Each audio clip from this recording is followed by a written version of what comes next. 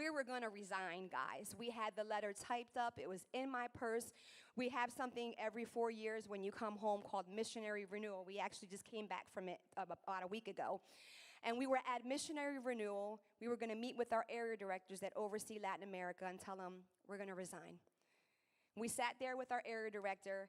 They were crying. We were crying. We had no idea what God was about to do, but that next day we got a call from the Caribbean director over the Caribbean islands of Latin America. He sat with us. He invited us to a lunch, first of all. He sat with us. And we sit down at the table, and he's looking at us, and he goes, in January, you guys' name came up in a prayer meeting in Havana, Cuba. We had been in New Jersey for 6 months at that point. And for 6 months, we've been praying for a couple to send to Cuba. But you guys' name came up, and we were praying for you guys.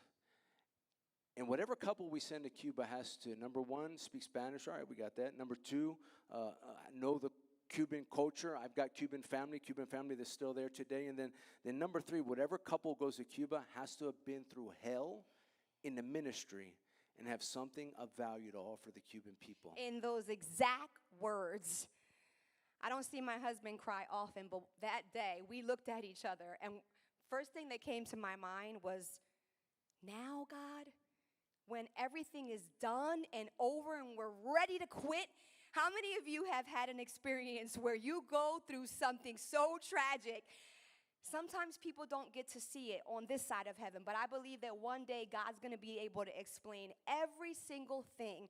God redeemed, and that's why the movement of the women's ministry, Light to the Silence, the movement is called Redimidas. Every bag that I stamp for every conference that I make for the women to give out is Redimidas Cuba. Redimidas means redeemed, because God totally 100% redeemed our entire story.